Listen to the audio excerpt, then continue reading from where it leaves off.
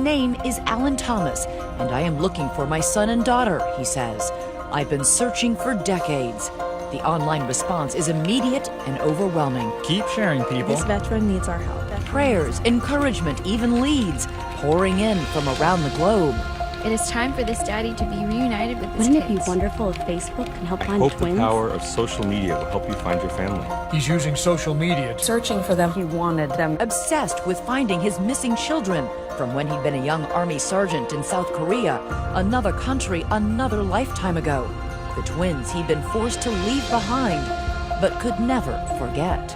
You had no way of knowing it that day. As you boarded the plane, that was the last time you would see your children. They were taken away from me. But if anyone can bring them back together again, this woman can. A professional people searcher that 2020 brought in. This will be okay. She is his last best hope, his only hope. He's been through hell and back. Work with me, let's make this right. So tonight, come with us on the amazing search of a lifetime. Giselle? A 45-year-old cold case, a mad dash across 2 continents, and 7,000 miles. All the detective work, Let's see how persuasive I can be. the detours, Nobody called you to say your kids are being adopted? Well, that's bold. They could have been separated. the blind alleys, and brand new leads. I'm coming. You're not getting rid of me.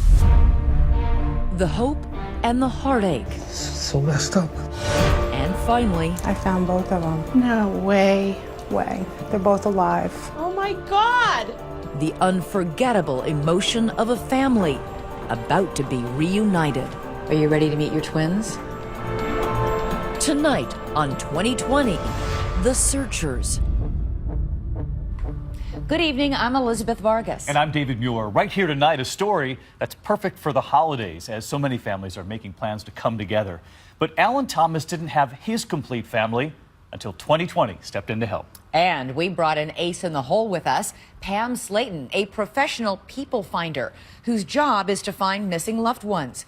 And with our crack international team, a lifelong search went into high gear. Turn left onto US 12 East. It's very nice to meet you. So you're the young lady I'm going to talk to, huh? I am the girl, hopefully for the job. We flew Pam Slayton cross-country to Mossy Rock, Washington, to join forces with former Sergeant Alan Thomas. The retired veteran fought for his country. Now Pam vows to fight for him. If I don't get the answers I want, I'll work my way to the top, but I can assure you that if anyone's going to try hard, it's going to be me. So that much I can guarantee you, okay? That's all I can ask. Okay. Fair enough, I reckon. Come on in. Alan's daughter Charlene is helping her father on his 4-decade quest to find the children she grew up knowing only as pictures on the wall. Charlene? Yes. Nice to meet you. You okay? No. These are for you. Pam brings flowers and hugs and hope. This will be okay. This will be okay. My name is Pamela Slayton. I'm an investigative genealogist, and my passion is reuniting people.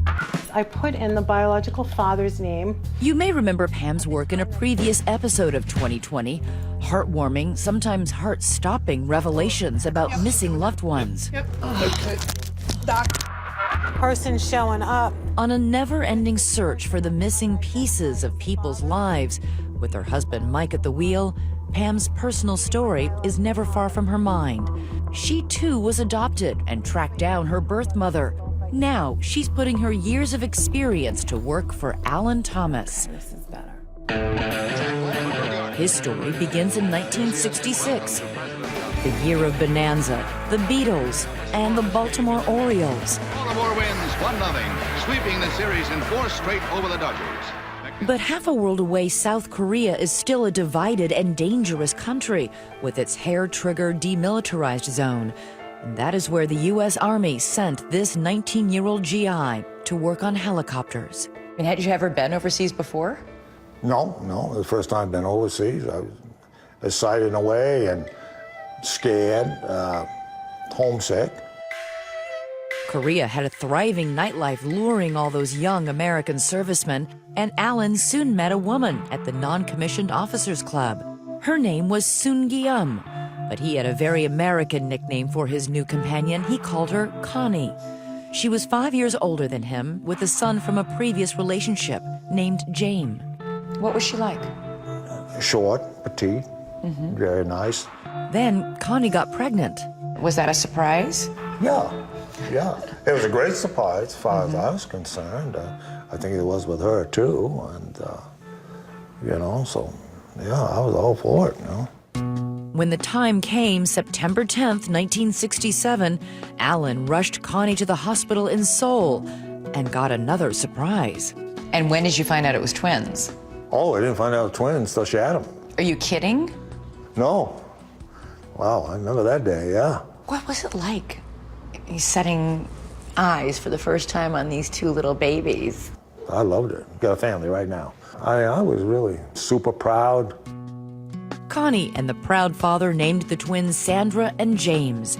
About a year later, as soon as the military would allow it, Alan married Connie and adopted her older son, James. Judging by the old photos, the twins and their big brother were inseparable. They're really fond memories. But when his tour in Korea ended, Alan says he could not get his new family back to the United States. The twins were already American citizens with passports, but there was a problem with passports for Connie and James. Alan figured it was just a matter of time and red tape. And we were corresponding, and she kept asking for money, so I kept sending them money. How often would you hear from her? Thinking back on it, every time I heard from her, it seems like she wanted more money. Alan wanted to get back to Korea and his family so badly, he volunteered to serve in Vietnam. Now a war at its worst, solely so that he could get 30 days leave in Korea. More than 11,000 Americans would be killed in 1969 in Vietnam. Back home, the anti-war movement, with its protest songs, was in full swing. You asked to go to Vietnam in 1969? Oh, yes, ma'am. I figured if I went over there, I would extend, then I'd go to Korea and get this situation squared away. You were hoping to be able to visit Korea, visit your children, and visit see Connie. What's going on. And see what was going on. But when he finally got to Korea, more than a year had passed, and while he loved seeing the children, things with Connie were strained. A lot of things have changed. Like what? Our relationship. I could tell right off, and I sensed that things were different. He still remembers the day he had to leave to return to the war. Connie, the twins, and James went with him to the airport. I said my goodbyes, but when I turned and started walking the plane, no way. Hard. It was hard? Just hard. Why? Because you'd had that special 30 days with your kids and... I couldn't turn around. Why? Because I wouldn't leave. There is a snapshot from that day Alan has saved all these years. It shows little James saluting his dad, the sergeant. You had no way of knowing it that day as you boarded the plane back for Vietnam. But that was the last time you would see your children. Yeah. Alan kept sending support, including U.S. savings bonds, until his letters began bouncing back from Korea. And then he heard from Connie one last time. She wrote offering to hand over the twins, now 7 years old, if Alan would come get them. At that time, I just went through a bankruptcy. It was really hard, and there was just no way I could get over there. That's when Alan says Connie vanished somewhere in South Korea, taking the children with her. He couldn't even find her to serve the divorce papers. After a decade in the Army, he married a woman from his hometown and began raising a family in Colorado. He went to work as a machinist in a factory.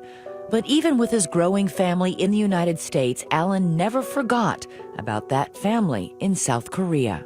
My mom had helped my dad search for so long. They did everything they could with the resources that they had, but always seemed to run into roadblocks. 4 decades worth of roadblocks, but they are no match for searcher Pam Slayton. Help this man. Have compassion. He's been through hell and back. Work with me. Let's make this right.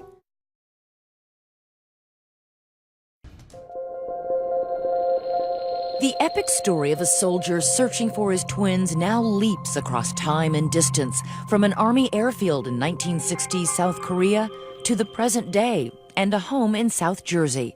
That's where we find Pam Slayton, and that's where she finds lost loved ones. There's probably 15, 20 cases in there. Pam Slayton is an author and a one-woman Department of Missing Persons. Forced to give up my 7-year-old daughter. Please help us find our son. I don't think people can comprehend how many people are hurting and still out there trying to find somebody important in their life. But now a viral Facebook plea of "Help me find my twins" is about to spark a worldwide search led by Pam. Thank you. At her first meeting with veteran Alan Thomas, he shows her 2 letters that broke his heart.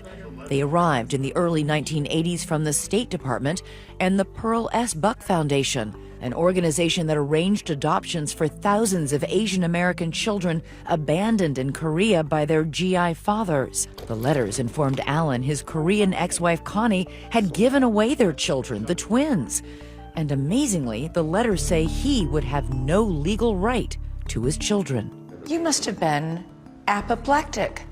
I mean, what do you mean they were adopted? I'm the father. I was highly, highly upset. Where are my rights? I was told I had no rights. There was one piece of good news in that letter. It said the twins had been adopted together in the United States. Okay, so this is 1980 now. Is this the very first time that you're finding out these kids were adopted out into the U.S.? This is, yeah. Thank you very much. Nice to meet you all. But since that letter, there have been no new clues. Until now. Alan gets a mysterious Facebook message from Korea, from a man named Kunsu Lee. It turns out Lee is a policeman in Seoul specializing in finding missing children, a Korean version of Pam with a badge. He runs an investigative team in Korea and holds the world record for finding more than 3,000 missing children. I feel like I need to get on a plane and go to Korea, but I don't speak the language. That's when the worldwide resources of ABC News went to work for Alan. In Seoul, South Korea, ABC News Bureau Chief Joo-hee Cho helps us pull back the curtain on the 4-decade mystery. Her first stop is a meeting with Mr. Lee. The most important thing for us is to figure out the mother's identity. Almost immediately, a breakthrough. Lee finds the twins' mother, Alan's ex-wife, Connie. She is listed in the Korean government registry. She gave birth to twins, and also she was married to Alan Thomas. So we're like, bingo, yay.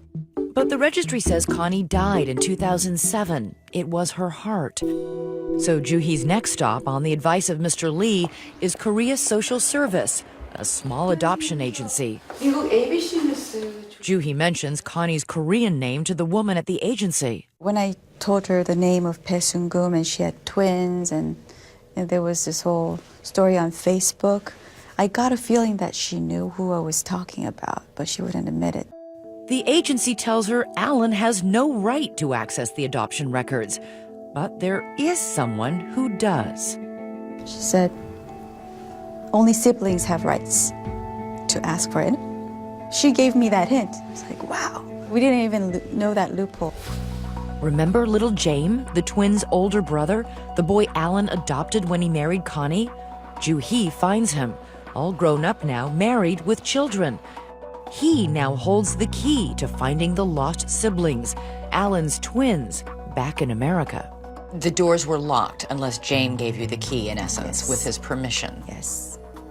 But there's a problem. Even after all these years, James resents Alan Thomas, the man who once adopted him, because he believes Alan abandoned them.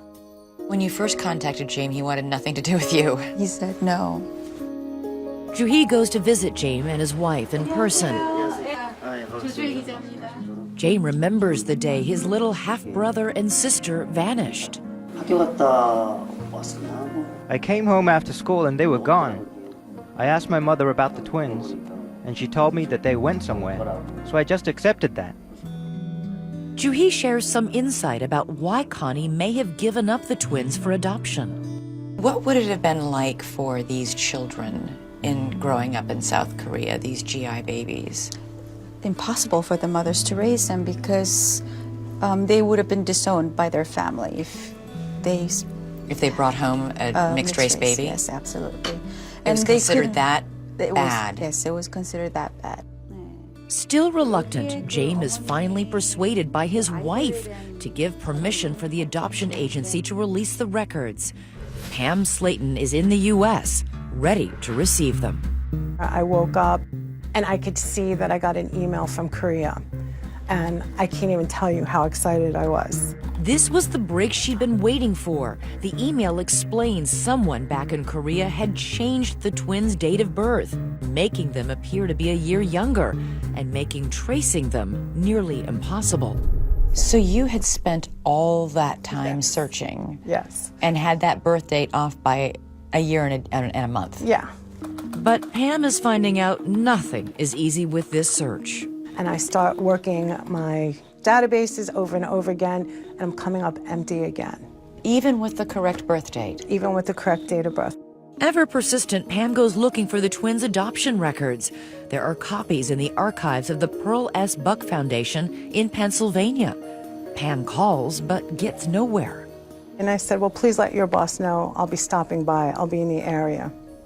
I was kind of like, I'm coming. You're not getting rid of me. I'm presently in Percy, Pennsylvania. I'm about to go see the Pearl Buck Foundation. I don't know what they're going to be willing to disclose to me. Let's see how persuasive I can be. Not persuasive enough, as it turns out. They still offer no help because adoption records here are kept private by law. I got all Queens girl. You went Queens girl on her? I went Queens girl. Being the stubborn woman that I am, I call the agency back. Can you check what's known as the order of adoption? She gets back on the phone. She's like, wow. She said, you're right. The names were changed. Changed to what? Well, I said, for instance, Sandra, something maybe similar to Sandra. She said something similar. Wow. What about James? James's first name's completely changed. She said, however, he did keep part of his name. Well, that's telling me his first name, James, is now probably his middle name. So I said, well, thank you very much. I will try not to bother you again. So the two of you are basically playing a little game. We're playing a game. Cough if I'm close. Right. With the correct date of birth and information that Alan's son may have the middle name James, Pam dives back into her databases. So I figured, okay, let me pop James in the middle, see what I get. And I'm going through all my lists, and then this one person, Timothy James Parker, catches my eye. Timothy James Parker. Could he be half of the 40-year-old mystery? The hunt for two missing children bridges two continents, Asia and North America, two cultures, East and West. And now the case is closer to being solved than at any time in nearly half a century, thanks to two women, our searcher Pam Slayton and ABC News Korean Bureau Chief Joo-hee Cho, who has just arrived in New York after a 14-hour flight. I'm Judy. I know you are. Nice to meet you. You did a lot. You were the key that unlocked the door. They've been working together on opposite sides of the world for several months. You know what I'm gonna do? And now they're about to crack the case. After combing through countless false leads and phone numbers, Pam finds one that rings true. She finds the number for a man in Missouri named Timothy James Parker. Pam believes he could be Alan's long-lost son. He's not home when she calls, but a roommate answers. And I said, well, is he by any chance Korean? He said, oh yeah, he is. I said, oh. I said, is he a twin? He says, yeah. I said, he has a twin sister? And he says, yeah, Susan. I was like, oh my gosh. I mean, I had to contain myself. Now Pam has a name for the female twin named Sandra when she was born in Korea. She is now Susan, living in Wisconsin. Now I jump on the computer, I run Susan Parker, boom, there it is. Wow. And I just got goosebumps because it was this incredible moment. You with me? Pam gives her a call. And she just got so emotional straight out of the gates. Are you sitting down? After 4 decades, Pam had solved the puzzle in 4 months. But before Pam tells Alan what she's found, she calls Tim Parker again.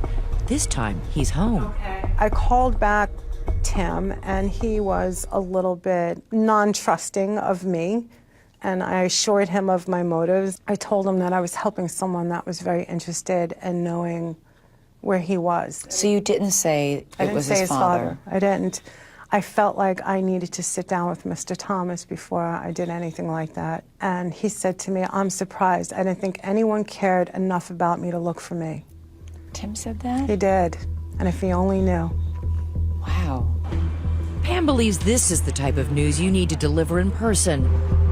So she heads back out to Washington State. It's a case that felt overwhelming to me. And now that I get to get in a car today and go see Mr. Thomas, this man that's had this broken heart for 40 years, to be able to sit in front of him and give him this news, I mean, that's incredible. It really is incredible.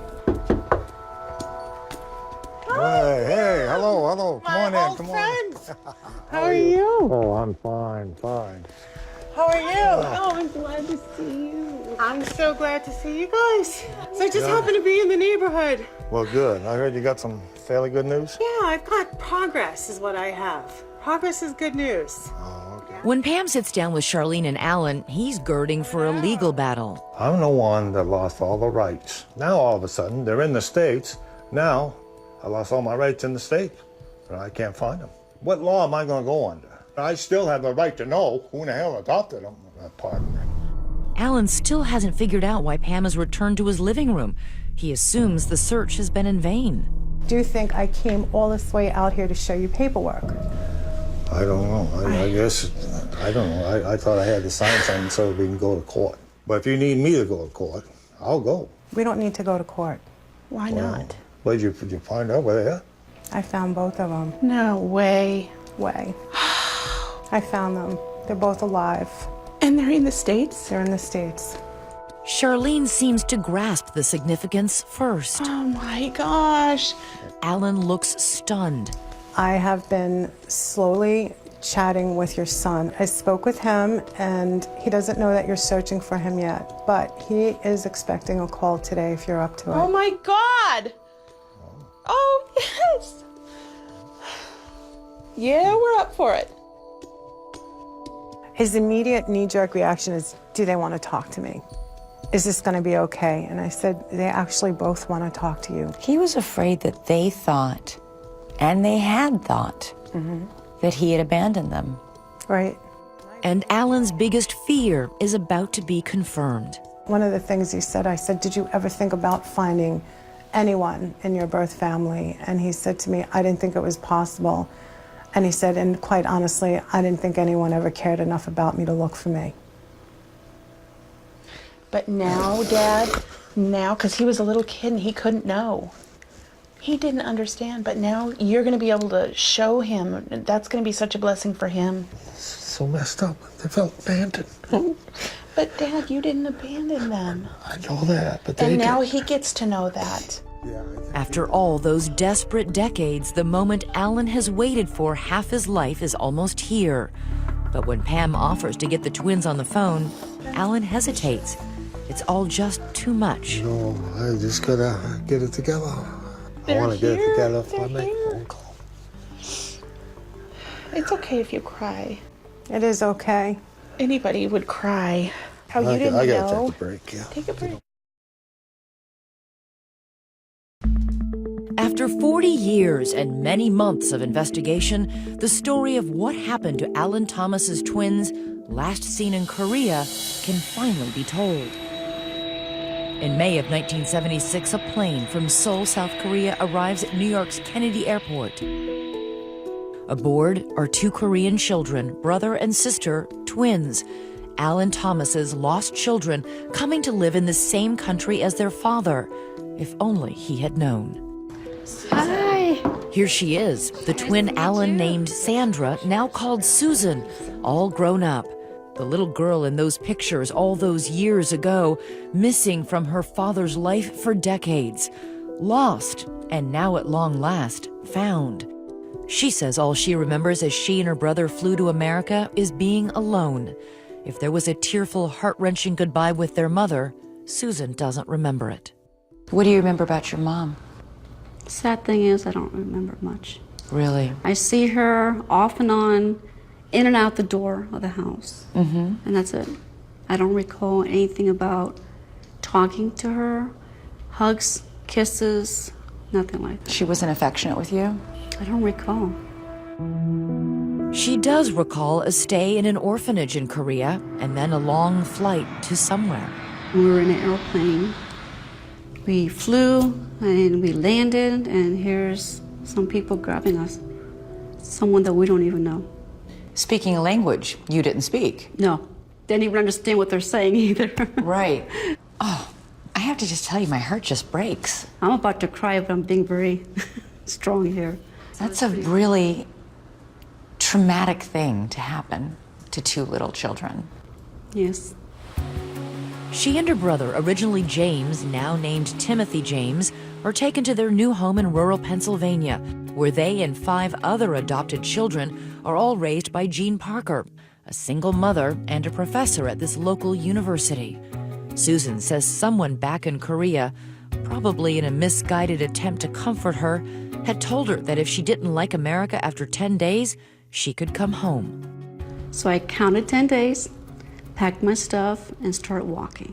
So 10 days you were like, okay, I'm done, I want to go home. I'm ready, I got my stuff ready, I'm walking, didn't even realize that it's overseas, but somehow I'm going.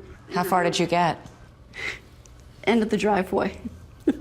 And what do you remember about Jean, the woman who adopted you? Amazing woman. I'm very grateful for this lady who adopted 7 kids. Without her, I don't know where I'll be. Susan thrived in school. She was voted most studious and most athletic. She went on to get a degree in education. She lives in Wisconsin now with her husband and 2 children who have never known their grandfather. Tim struggled finding his way in the world, but he's doing well now. He's a trucker and a driving instructor living in Missouri. They never heard from their biological mother, Connie, after coming to the United States. In college, Susan wrote her a letter. I am doing okay, how are you? Stuff like that, but nothing mean. You didn't I ask want to her? say the first word would be why, question mark, but no, I didn't do that. You didn't write why? No. What were you hoping for? I was hoping to get something back from her, whether it's just a simple hi, just something back saying, hey, I'm okay, and so on. But nothing. They moved. So you were never told that you had a father who had been in your life for the first few years of your life? Never. Never seen the pictures. I haven't heard nothing about having a dad. Now Alan, with his daughter Charlene by his side, is about to speak to his newfound twins. They were 4 years old when he last saw them. They are now 48. Are you ready to do this? Yep. Okay, I'm gonna dial this for you. What was your biggest fear? Would they want anything to do with me? What was the single most important thing you think they needed to hear? That I didn't abandon them. That you always loved him, and you were always looking for him. Yep. They always had a family. Hi, Tim. Pam gets Tim on the phone. So, Tim, this has been a long road. I am actually working with your biological father. Biological father? Yes, your American father has been searching for you for a long time, but let me explain what happened. Wait, you tell me he's still alive? I am telling you he is still alive, yes. Is this Tim? How you doing? And then it's time for a long overdue father-son talk. I've been looking for you for a long time, and I'm glad I finally got a hold of you. Well, I just can't believe this is my actual father. Well, it is. Believe me. The last time I saw you was in 1971 in Korea. I'm just very happy that you found me, and I'm happy that I'm talking to you. You have a father. Yes, of course, you've always had a father. We never forgot you. You've always been a member of this family. You didn't know it, but you always have been. You always will be. And now it's time for Alan to talk to the other twin, his daughter, Susan. He has missed so many milestones. Hello? Okay, Susan. You're a hard girl to track down. I've been looking for you for quite a while. I just can't believe this is real. I mean, I can't believe I'm talking to you. I know. I am too. It's hard, isn't And it? I know, and I'm all grown woman, and here I am acting like a baby, crying. No, you're not. No, you're not. Besides that, you're still my baby, so it's all right.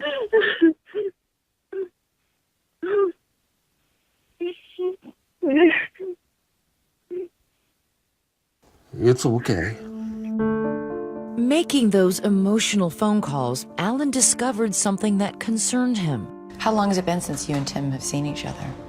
The twins haven't seen each other or even spoken in 12 years. They can't even remember how they fell out of touch. But when we bring Tim and Susan to New York City... Hi. Hi, Tim. I'm Elizabeth. And you know your sister. The twins quickly embrace. How you doing? Can I miss you?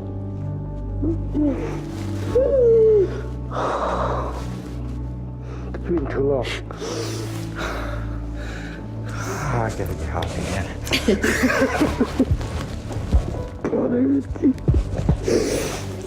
Come have a seat. They've been speaking to Alan on the telephone, and they know the odyssey he endured to find them, including those changed birth dates. So you actually have a different birth date. Yeah. I hate to tell you guys are older by a year than you thought you were. Thank you. Yeah. Not good news, Susan. Surrounded by images provided by Alan, Tim is brought back to his childhood. I remember that we took those pictures, and that's always on my mind. Photographs and phone calls are one thing, but what Alan really wants to do is put his arms around the children he lost when he was just a young father. Are you ready to meet your twins? Yeah. All right. Come on. Let's go. After more than 40 years, it is going to happen.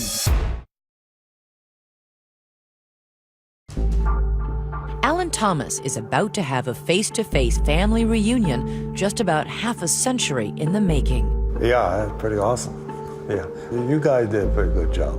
A worldwide search launched by 2020 located his long-lost twins in the United States. And the moment of truth is about to replace the mementos that he's carried close to his heart all these years. That handful of photos. Yeah, that's all I had all these years, so I just, wherever I went, they went. So. We've brought them all to New York, and as the twins approach, the expectations are building to a crescendo.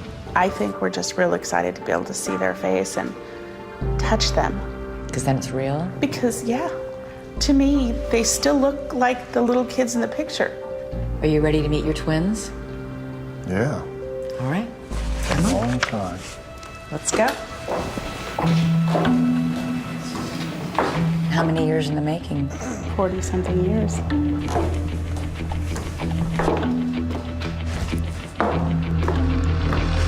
Susan, this is your dad. Tim, this is your dad. Come here.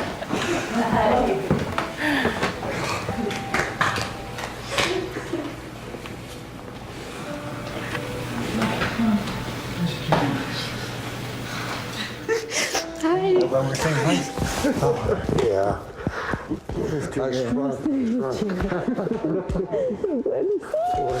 It's good to see you. Yeah. Boy. A reunion with the most fantastic of expectations has been realized. You are my actual father. I'm standing right here looking at you, and I still cannot get the grasp that you're my father. We gave the twins their first look at their original birth certificates, which Alan had kept all these years. You see, that's the original, bro. That was my name, James Alan Thomas. Put your first name as your middle name. Mm-hmm. Timothy James. And a keepsake only a parent would cherish. This here I used to give you baths in, believe it or not. Both of you almost drowned a couple times. But the old family photos bring up hard feelings for the twins sent away by their birth mother. Your mom looks kind of glamorous in that photo. Yeah. She does. She looks very pretty. And you do look a lot like your mother. Every time I look at her, I just get frustrated. Me too. I do. Really? And forgive me for saying that. I mean, there's some hatred in me, which I should never have that, but you're kind of mad, you know? It is a terrible way to remember your mother, but their half-brother, James, and his wife in Korea say there is another side to the story. My mother-in-law thought that Ellen had left her and the kids because he met someone while he was in Vietnam. So why were the children sent to the U.S.? It meant huge success at the time to be going to America, equivalent to paradise. Everyone would dream of going to the land of the U.S. This is your mother. ABC Seoul Bureau Chief Joo-hee Cho says James and his wife believe Connie regretted giving the twins up for adoption. It seems to have haunted her until the day she died. She would just go to anyone in the neighborhood and say, if you see any twins, Korean-American twins looking for Mrs. Pei, that's me, make sure that they call me. And she would just look over the photo albums. And her daughter-in-law said she'd just cry and just touch the photos. James has one more family secret hidden in an old ginseng box. It's a tin time capsule stuffed with mementos of a life that might have been. Snapshots of Connie, letters from Alan, and look at this, the savings bonds Alan sent all those years ago. She had saved them all her life. Is it possible she planned to give this modest inheritance to her twins one day when they returned? If so, that day never came. Alan's Facebook page is percolating tonight. Hundreds of well-wishers like the news of the big reunion. This is the best news ever. OMG, amazing. So glad for you all. So wonderful. So overjoyed. It's good to see him reunited with his children. I hope that they can make up for the lost time. I am in tears. Few people in life, in their jobs, have the chance to do something that changes somebody's life, which is what you've done for these three people. What is that like? It's amazing. I feel, I'm sorry, I don't know why I'm emotional. I've been doing this 20 years. I feel blessed that people trust me enough to allow me into their world. It's an honor when you get to say, this is over. The healing is going to begin. I'm a lucky girl. And the Thomas family feels lucky to be hitting New York City's Koreatown to remember their roots and catch up. The twins tease their dad, trying to get him to try the fermented Korean favorite, kimchi. Just right there. But Alan is satisfied simply to savor their company and enjoy their first family dinner in 44 years.